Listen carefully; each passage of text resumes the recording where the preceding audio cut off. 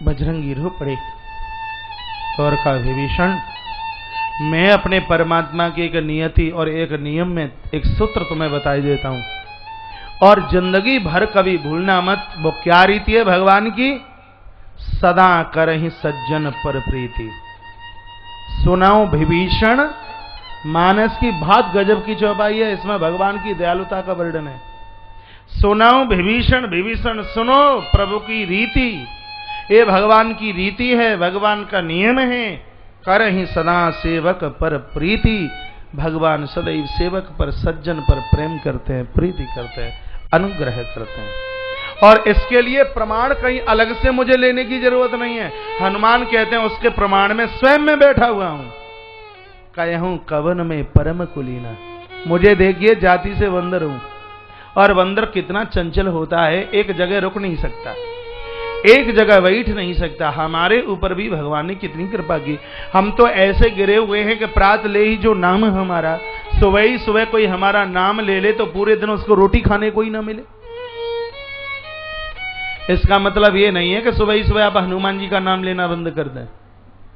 रोज चटनी से खाओगे, जिस दिन हनुमान चालीसा का पाठ कर लोगे उस दिन लडुआ और गुलाब जामुन खाने को मिलेगी नहीं। कल ही अजमा लेना, फिर हनुमान जी ही आपकी दादी बन के आ जाएंगे, हनुमान जी ही आपकी मां बन करके आ जाएंगे आपको गुलाब जामुन खिलाने के लिए।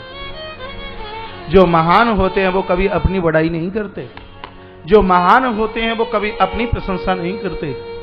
और इस दोहे में तो बजरंगी रो पड़ेगा, असमय अधम सखा सुन मोह पर रघुवीर। मैं कितना गिरा हुआ हूं, मैं तो अधम से अधम हूं, लेकिन परमात्मा ने मेरे ऊपर बहुत बड़ी कृपा की नहीं कृपा सुमेरे गुण भरे विलोचन नीर। परमात्मा की कृपा को याद करते हुए हनुमान और विभीषण दोनों रो पड़े। कथा हनुमान जी के लिए नहीं, कथा मेरे और आपके लिए। भगवान ने मेरे और आपके ऊपर भी बहुत बड़ा अनुग्रह किया है, बहुत बड़ी कृपा की है। सबसे पहला अनुग्रह भगवान ने यह किया कि हमें मनुष्य बनाया। दूसरा अनुग्रह यह किया कि हिंदुस्तान की धरती पर जन्म दिया। तीसरा अनुग्रह यह किया कि गंगा और यमुना के बीच में हम आप पैदा हुए। चौथा अनुग्रह यह किया कि आप वहां जन्मे हैं जहां से श्याम जी की भी जन्मभूमि दूर नहीं और जहां से राम जी की भी जन्मभूमि दूर नहीं, आप वहां जन्मे हैं।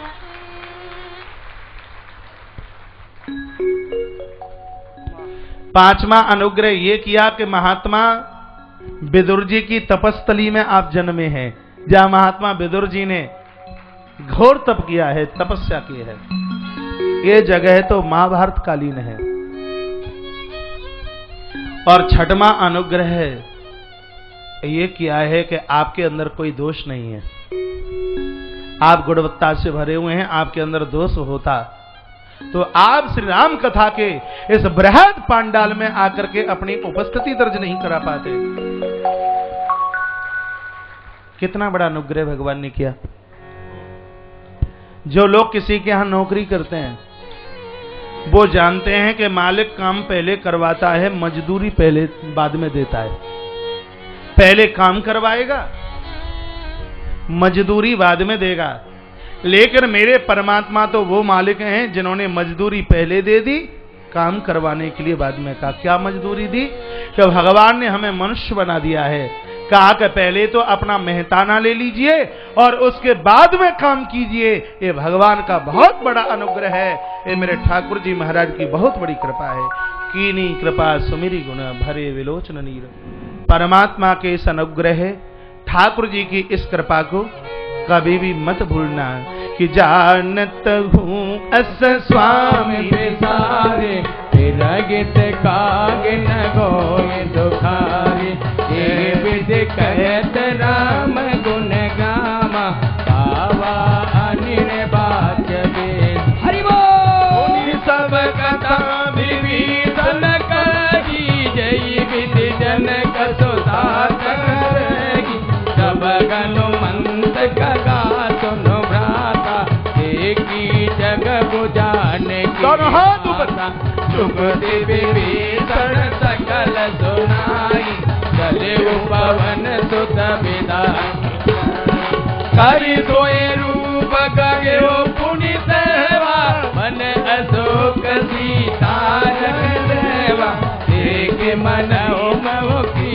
प्रणामा बैठय बीत जातन से लामा रस तनु शेष जटाए कबैनी जपति गिरधर रघुपति गुण रस तनु शेष जटाए कबैनी जपति गिरधर रघुपति गुण श्रेणी निज पद नयन दिए मन राम कमल पद लीन सिया राम परम दुखी वा पवन सुत एक दान की दीन सिया राम निज पद नयन दिए मन राम कमल पद लीन सिया राम परम दुखी वा पवन सुत एक दान की दीन सिया रामचंद्र की जय पवन सुत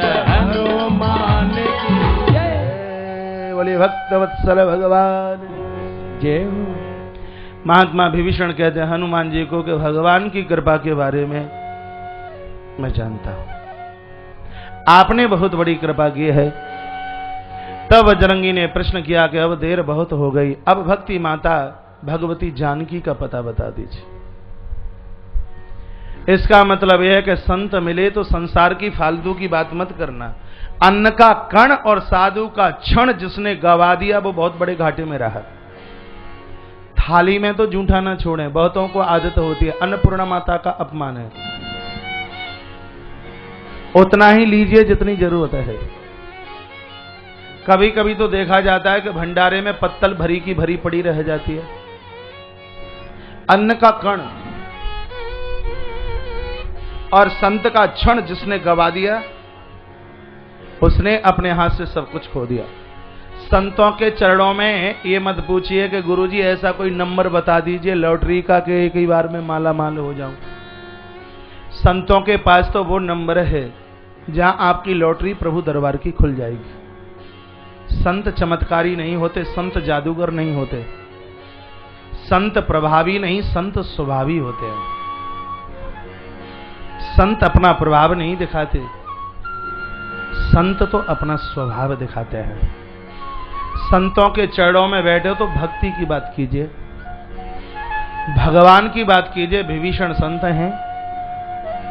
श्री हनुमंत लाल जी आज श्रोता बनकर चरणों में बैठे हैं और कहा कि अब हमें यह बताइए कि माता जानकी कहां है। लंका की ऐसी जगह थी कौन सी जहां हनुमान जी ने माता को नहीं खोजा।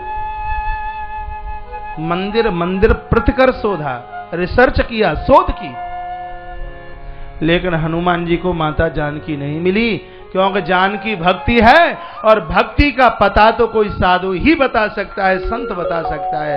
भक्ति कैसे मिलेगी ये तो किसी गुरु की कृपा से ये पता लगेगा। जुगति विभीषण सकल सुनाई। विभीषण ने कौन सी युक्ति सुनाई? अशोक वाटिका लंका के बेसमेंट में है और कुछ कुछ लोगों को ही इस रास्ते का पता है, सबको पता भी नहीं, कुछ कुछ लोगों को पता है, जानकारी है। महात्मा विभीषण ने रास्ता बताया, विदाई दे के आए हैं, विदा करके आए हैं। कर सोई रूप गए हो पुनित हेवा।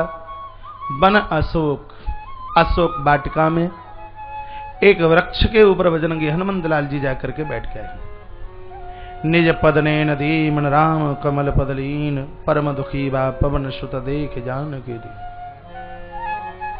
माता भगवती जानकी के कृशाय शरीर को देखकर बहुत दुखित हनुमान हुए। लिखा है कृश तनु शीस जटा एक बेनी। जो पातिव्रत माताएं होती हैं, जिनके जीवन में पातिव्रत धर्म होता है, उनकी चोटी दो नहीं, उनकी चोटी एक होती है। चोटी लंबी होती है। दो ही चीजें तो लंबी करने की जरूरत है, एक नाक लंबी और एक चोटी लंबी। नाखून लंबे नहीं, चोटी लंबी। कल मुझे टेलीफोन आया महाराज इतनी गर्मी में और आपके इतने बड़े बड़े बाल कितनी गर्मी लगती होगी। तो मैं उन्हें टेलीफोन पर बोल रहा था, माताओं ने और बेटियों ने तो बाल कटवाना शुरू कर दिया, तो कम से कम कहीं तो इनका सम्मान हो गए, केसों का कहीं मान हो। हम गर्मी सहन कर लेंगे, कम से कम इनकी इज्जत तो रखें। लंबी चोटी मेरी पूज्य मातृशक्ति की बहुत बढ़िया लगती है। बेटियों को मैं पूछता हूं, बेटी ये हैप्पी कटिंग कैसे? का मम्मी ने करा दी है। फिर कहेंगे कि बच्चे बिगड़े हैं। इसमें एक हाथ मां बाबूजी का भी होगा। बच्चों को ही पूरा दोष मत दीजिए। कल बच्चे मुझे लड़ रहे थे, आपने हमारे लिए इतना सब कुछ बोल दिया। बोल रहे थे बेबर के तो बच्चे बहुत बढ़िया हैं, हम तो बाहर वालों को बोल रहे थे। तुम तो सब बढ़िया हो, तुम्हारी तो सबकी चोटियां लंबी लंबी हैं। जिसकी छोटी हो वो भी अपने केसों को बढ़ाए। आज तो पता ही नहीं लगता कि बेटा है कि बेटी है। मोहाली के स्टेडियम में कोई क्रिकेट का मैच हो रहा था। कोई गांव का बुजुर्ग भी गया उस मैच को देखने के लिए। एक लगाया सिक्सर जोर से, सो बॉल बाउंड्री लांग करके बाहर। सो गांव के दादाजी ने कहा, क्या जवान है, क्या छक्का लगाया। तो जो बगल में बैठे उसने कहा कि जिसको तुम लड़का समझ रहे हो वो लड़का नहीं है, तो लड़की है। लड़की? तुम कैसे जानते हो? तो क्या तुम इनके पिताजी हो? सो इससे जानते हो? तो उसने कहा हम इसके पिताजी नहीं, हम इसकी माताजी हैं। प्यार से कहिए जय श्री राधे। जय श्री राधे। वर्तमान समय की पोशाक में पहचानना मुश्किल हो जाएगा कि पापा है कि मम्मी है। हां जी, पहचान नहीं पाओगे कि बेटा है कि बेटी है। लोग अपनी यूनिफॉर्म में, अपनी पोशाक में अच्छे लगते हैं। इसलिए तो यज्ञशाला में आज सबके पेंट उतरवा दिए। कहा धोती लगाओ, गमछा लांगिए, पेंट पहन करके आवती नहीं। जो दूसरों के गमछों को ले गए हैं वो कल उन्हें वापस कर देना। वो मुझे लड़ रहे थे कि आपने दे दिए और वापस भी नहीं दिए, उनके कल वापस कर देना और अपने गमछे की तैयारी करके लाना। कल यज्ञ बहुत विराट है। आज भी कहीं भी बैठने को जगह नहीं थी, चारों तरफ से बिल्कुल भरा हुआ था यज्ञशाला, यज्ञ मंडप। कल तो कहीं बैठने को जगह मिलेगी नहीं, कल पूर्णाहुति है। और यज्ञ की पूर्णाहुति का तो बहुत बड़ा पुण्य है। और 108 कुंडीय महायज्ञ की पूर्णाहुति ये साधारण बात नहीं। कल आप देखोगे कि यज्ञ की पूर्णाहुति कैसे होती है। यज्ञ में अग्नि कैसे मंत्रों के द्वारा प्रज्वलित हुई, जहां माचिस की तीली नहीं पकड़नी पड़ी, मंत्रों के द्वारा यज्ञ में से अग्नि प्रकट हुई। ये आपने यज्ञ जिस दिन शुरू हुआ आपने देखा। कल पूर्णाहुति भी कैसे होगी ये कल आप देखेंगे। विशेष आहुतियों के द्वारा यज्ञ में आहुति डाली जाएगी। लक्ष्मी नारायण भगवान के चरणों में ये मेरी प्रार्थना होगी, ये यज्ञ दरिद्रता का हरण करे, ये यज्ञ अज्ञानता का, विपन्नता का हरण करे, ये यज्ञ आपको सम्मान दे, ये यज्ञ आपकी वंश वृद्धि आगे बढ़ाए, ये यज्ञ आपको कुबेर के भंडार का मालिक बना दे और ये यज्ञ आपको भगवान के चरणों तक पहुंचा दे।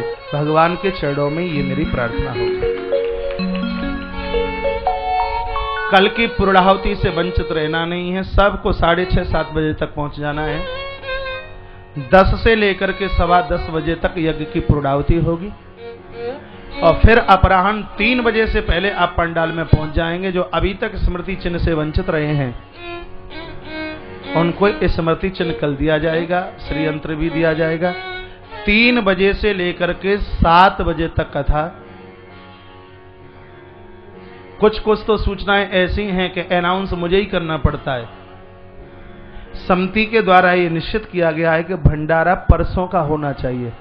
क्या जवाब है? यही है सूचना? हाँ, कल का है, परसों का है? भंडारा परसों का है, तो जीवनी के लिए आप सबको पधारना है। पोड़ी का भंडारा 18 कोस पैदल चलना पड़े फायदे में हो, मालपुए का भंडारा 40 कोस पैदल चलना पड़े फायदे में हो, और कहीं यज्ञ हवन और भगवान की कथा का भंडारा यदि आप 60 कोस भी पैदल चलो तो भी आप फायदे में हो।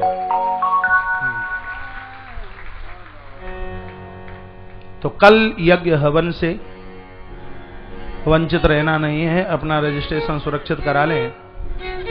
निवेदन कर रहा था कि मातृशक्ति की एक चोटी पतिव्रता का सूचक है। कृस तनु शीश जटा एक बैनी, शरीर बिल्कुल कृसाय है, चोटी एक है मां की। निज पद नैन दिए मन राम कमल पदलीन, परम दुखी वा पवन सुता देख जान की। हनुमंत लाल जी मां की इस स्थिति को देख करके रो पड़े और विचार में पड़ गए कि तरु पल्लव में रहा लुकाए, करके विचार करो का भाई, तेगे अवसर रावण तह आवा, संग नारी ये बन विधि कल सीता समुझावा, राम दान भय वेद दिखावा, रावण सुनो सुमुख दया, मंदोदरे आदेश बराने, तब अनुचरे करो पन मोरा, एक बार बिलो के मम ओरा, तन धरी ओट कहती बनेगी,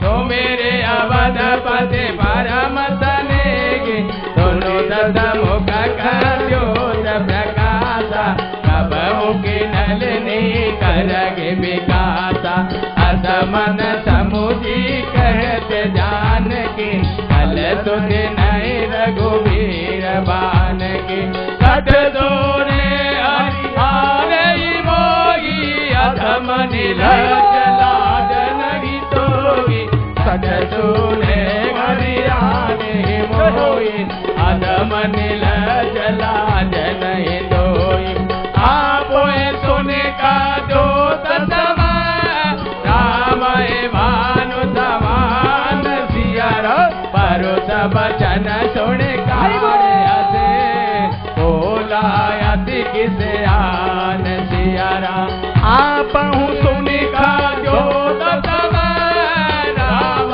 भानु समान सियारा, परो सब बचन सुने का बोला अति किसे आन सियावर, रामचंद्र की जय, पवन सुत हनुमान की जय। बोलिए भक्तवत्सल भगवान की जय। तरु पल्लव में रहा लुकाई, वृक्षों के पत्तों में लुक लुक करके झांक झांक करके हनुमान जी देख रहे हैं। रावण आया और रावण ने जो बातें माता जानकी को करी हैं वो क्षण कल्प के समान बजरंगी को बीते हैं। कथा हनुमान जी के लिए नहीं, कथा मेरे और आपके लिए है। नारी का कोई अपमान कर रहा हो और उसके सम्मान को बचाने के लिए यदि प्राणों की आहुति डालनी पड़े तो तैयार हो जाना। जिसने नारी का अपमान देखा, ईश्वर उन्हें कभी क्षमा नहीं करते, भले ही वो महाभारत के पिता में भीष्म क्यों न रहे हों। 6 घंटे तक द्रौपदी की साड़ी का वस्त्राहरण पिता में भीष्म ने देखा और उसकी ब्याज कितनी लगी। 6 घंटे तक ये देखा, 6 महीने तक बाणों की सैया पर पड़े रहे। आंख से पाप देखो मत, जिह्वा से बुरा कहो मत और कानों से किसी की बुराई सुनो मत। नारी का कोई अपमान करता है, उसके सम्मान को बचाने के लिए आगे चल के आ जाइए। हनुमान जी कहते तर पल्लव में रहा लुकाई, वृक्षों के बीच में छिपे हैं, करहूं विचार करूं का भाई। ये हनुमान जी भाई किसको कह रहे हैं? किसको कह रहे हैं भाई? आप इतनी बार सुंदरकांड पढ़ते हैं, किसको भाई कह रहे हैं? राम जी को। राम जी हनुमान जी के भाई है और बिल्कुल सगे भाई है। आप कहोगे हनुमान जी राम जी के सगे भाई कैसे? कल्पवास रामायण में कथा आती है, जिस समय महाराज दशरथ ने यज्ञ का चरु देवियों में बांट करके दिया, मानस में तो लिखा है अर्ध भाग कौशल्य दीना, और रामायणों में लिखा है कि उसे प्रसाद के 3 हिस्से किए, तीनों देवियों को दिए। सुमित्रा के हाथ में प्रसाद आया तो सुमित्रा मन में विचार करने लगी कि इस प्रसाद को खाऊंगी। ये कथा श्री डोंगरे जी महाराज की रामायण है, जिसका नाम है तत्वार्थ रामायण। एक कथा उसमें भी है, तत्वार्थ रामायण में श्री डोंगरे जी महाराज ने भी ये कथा कही है। विचार करने लगी प्रसाद खाऊंगी, बच्चे का जन्म होगा, बेटा बड़ा होगा, बहू आएगी हमारी सेवा करेगी। इतने में एक कुकर पक्षी आया, कुकर पक्षी कहते हैं सफेद चील को। सफेद चील आई और सुमित्रा मैया के हाथ से प्रसाद को लेकर के चली गई।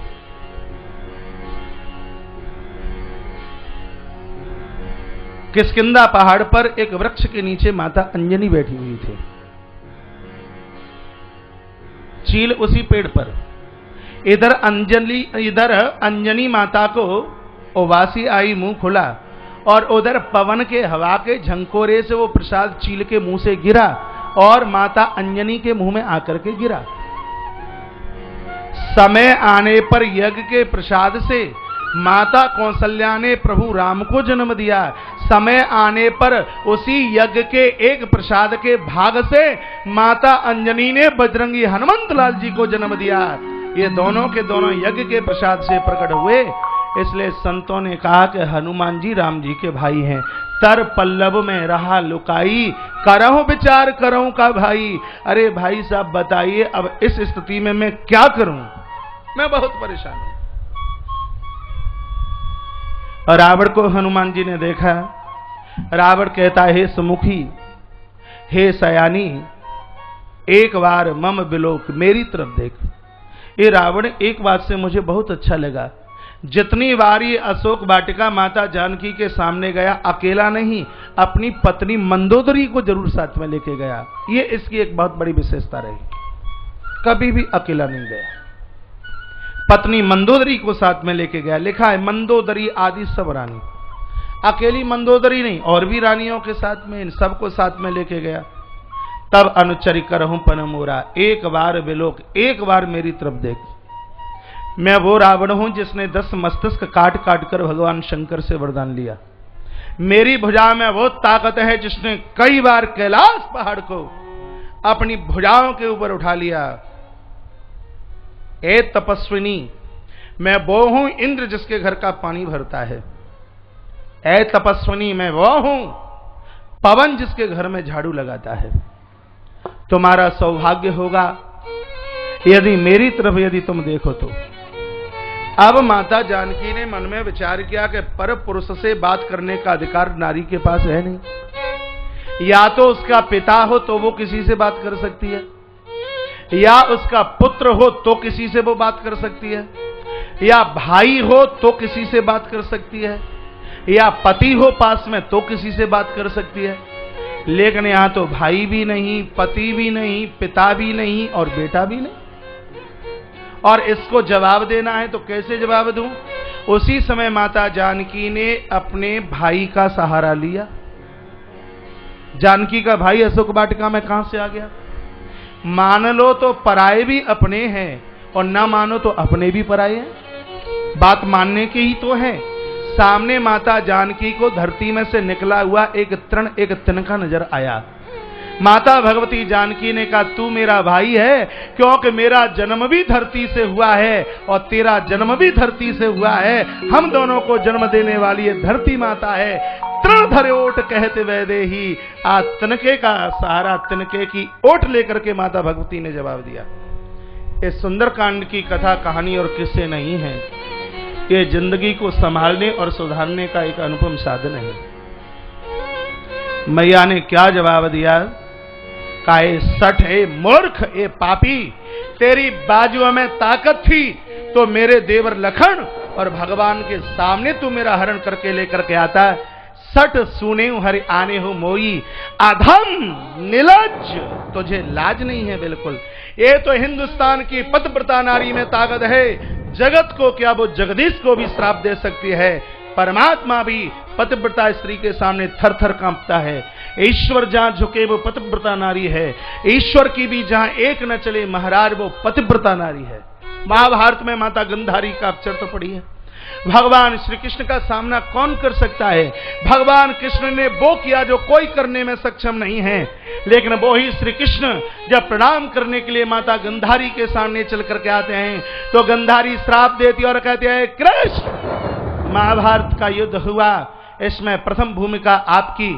तुम चाहते तो कौरव और पांडवों को मिलाकर के एक कर सकते, लेकिन तुमने ऐसा चाहा नहीं। गंधार पिता की बेटी ये गांधारी यदुवंशी कृष्ण तुझे श्राप देती है। जैसे मेरे देखते देखते मेरे पुत्रों का क्षय हुआ, मेरे पुत्रों की मृत्यु ही कृष्ण मेरा श्राप है, उसी प्रकार से तुम्हारे देखते देखते पूरे यदुवंश का संहार हो जाएगा और तुम खड़े खड़े देखते रहोगे, तुम कुछ भी नहीं कर पाओगे। ये मेरा श्राप है।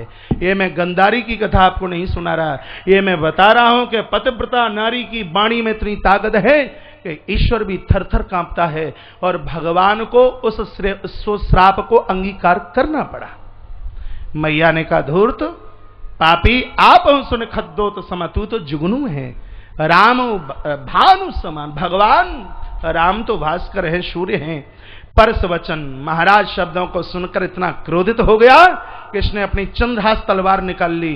सीता ते मम कृत अपमाना कटे गौ तेव सर दोनों हाथ ऊपर नागित सपति मानो मम बानी तुमके गोति नत जीवन श्याम सरोज दाम सम सुंदर जबो भुज करे कर समदत कल्लर तो भुज कंठ की तवय सरोरा प्रभान बन मोरा चंद्रहास हरु मम परितापम इन्द्रते विरग गणल सजातम शीतल निषद वरदारा गीता गरु मम दुख भारा सुनत वचन पुनि मारन धावा अयतनया करुणीत बुझावा कैसे सकल निज चरण बोलाई सीता बहु विदितात हो जाए।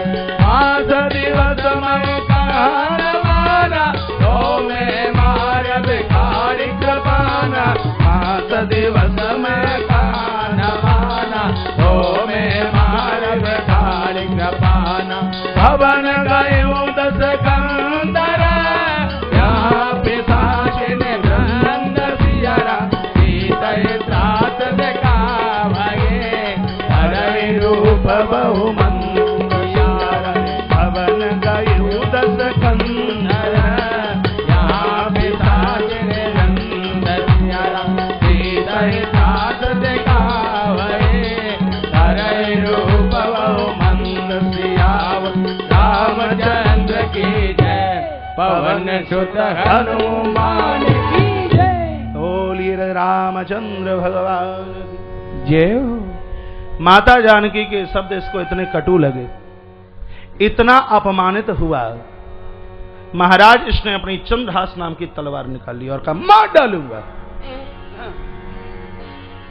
रावण है मोह, माता जानकी है शांति। जहां मोह है वो शांति को भी समाप्त करने की सोचता है। आप मेरी बात के ऊपर ध्यान नहीं दे पा रहे, आप कहो तो आरती करा दूं। रावण मोह है, मोह तलवार के द्वारा शांति रूपी सीता को समाप्त करना चाहता है। शांति समाप्त नहीं होगी यदि परमात्मा राम का स्मरण करते रहोगे, विचार करते रहोगे। 1 महीने का समय दे दिया, मंदोदरी ने समझाया। मंदोदरी भी विलक्षण पात्र है रामायण। मंदोदरी के लिए भी संतों ने बहुत प्रवचन किया।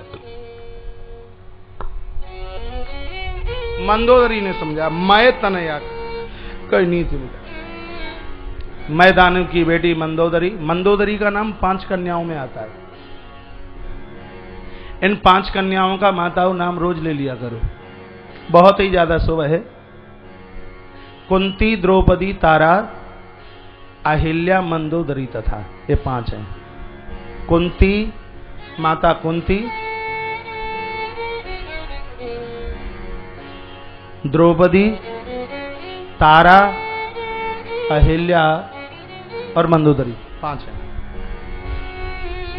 मंदोदरी ने समझाया और इसने माता जानकी को 1 महीने का समय दिया और बोलता, मास दिवस में कहा न माना, यदि 1 महीने में तुमने मेरी बात नहीं मानी तो समझ लीजिए कि फिर मेरी तलवार के सामने से बच नहीं पाओ। भवन गयूद सिकंदरा, ये तो अपने भवन की तरफ चला गया। पहले इसके मकान को मंदिर कहा और गोस्वामी जी ने अब महाराज भवन कह दिया। क्यों भवन कह दिया? जो भक्ति के ऊपर आघात करे, जो पर स्त्री के ऊपर महाराज हाथ उठाए, ना तो उसका घर मंदिर हो सकता, फिर ना फिर उसका मन मंदिर हो सकता। भवन गयूद सिकंदरा, ये तो अपने घर की तरफ चला गया। यहां निशाचरियां माता को बहुत तृष्णा देने लगी, तृषित करने लगी, बहुत परेशान करने लगी। इन्हीं में कहीं तो बताया जाता है कि ये विभीषण की बेटी थी और इसका नाम था त्रिजटा। वो माता जानकी के सामने आई है।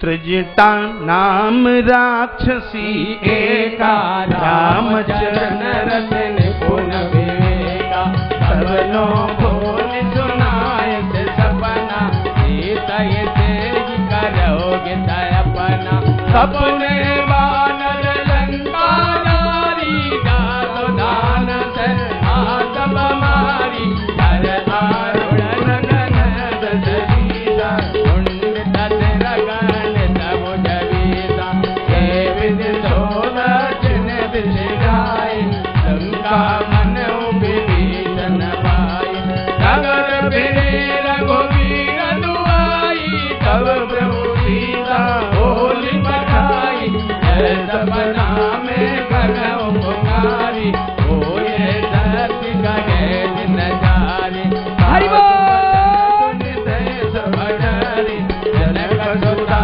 के चरण में परी, जय करी सकल दवाई, सीता करवन सोच सियरा, मात दिवस बीते मोए, मारे जन भोज सियरा, जय करी सकल दवाई, सीता करवन सोच सियरा, मात दिवस बीते मोए, मारे जन भोज।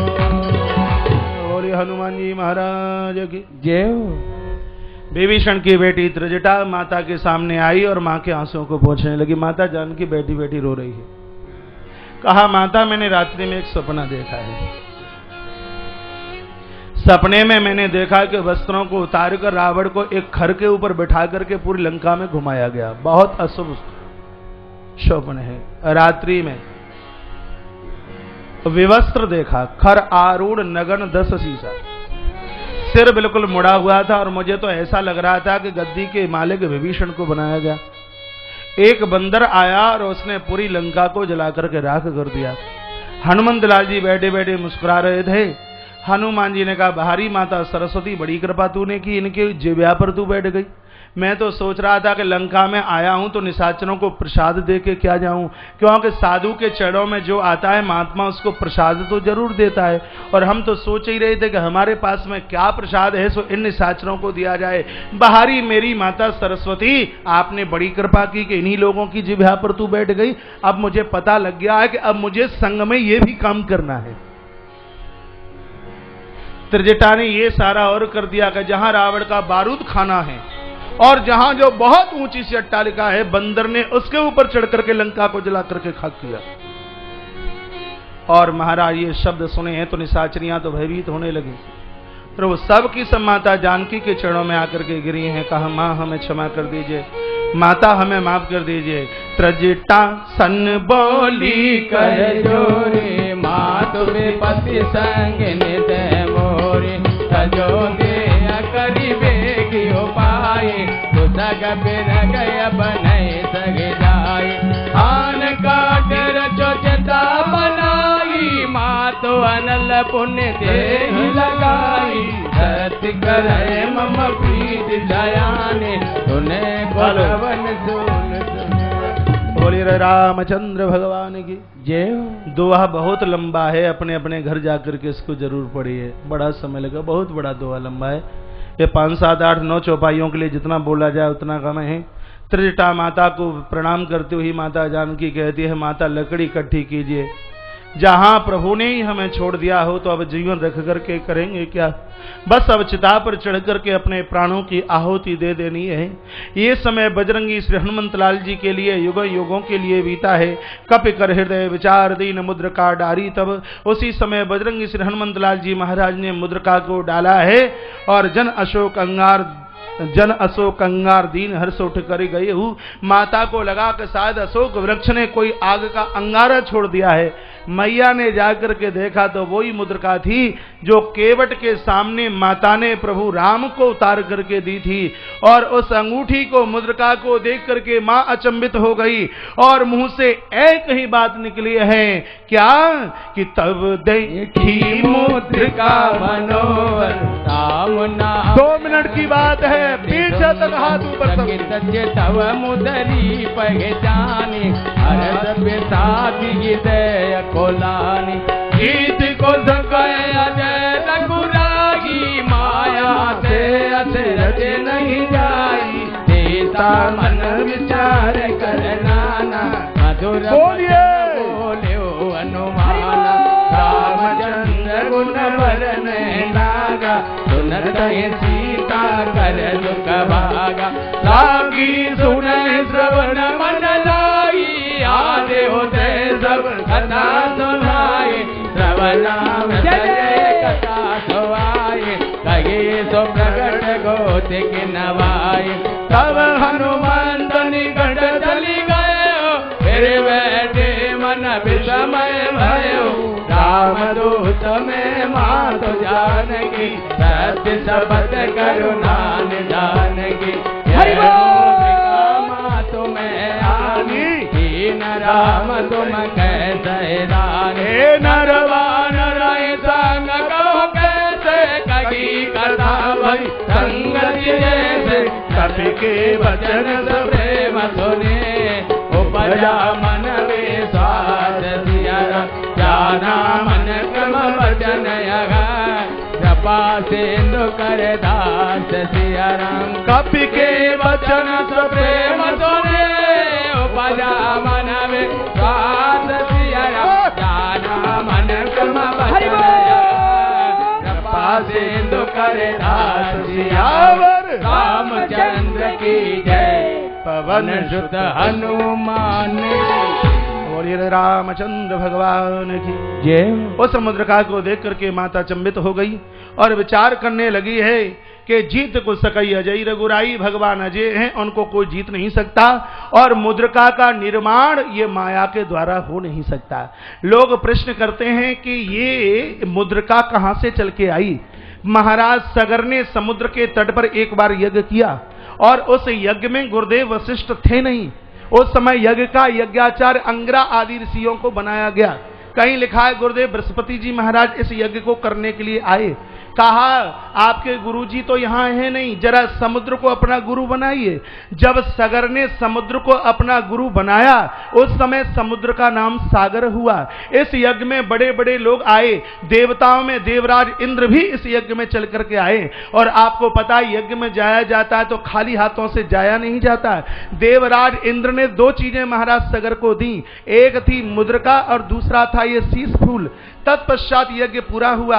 सगर के वंश में आगे चल करके महाराज रघु हुए, इनके वंश में प्रथुश्रवा, उनके वंश में अज और अज के यहाँ हुए महाराज दशरथ। और आपको पता है कि पुरखों की संपत्ति, पुरखों का सोना बच्चों के नाम तो हो ही जाता है।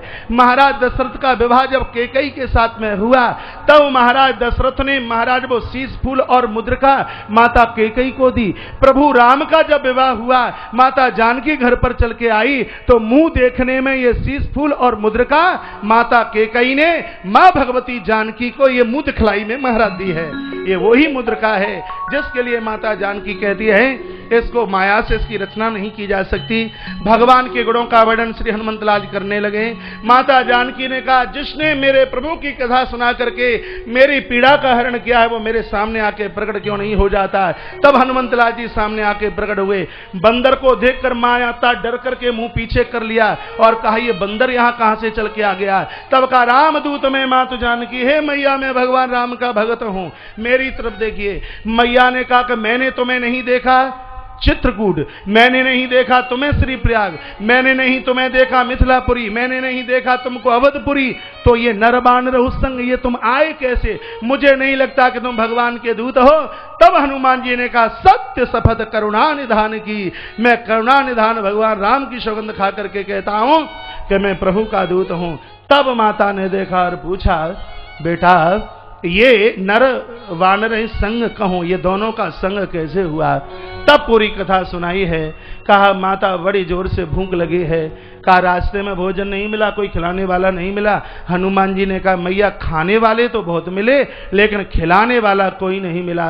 बेटा तू छोटा है और ये निशाचर बहुत भारी हैं। कहा मैया तो देख ले मेरा रूप। हनुमान जी ने बड़ी जोर से गर्जना की, जय श्री राम।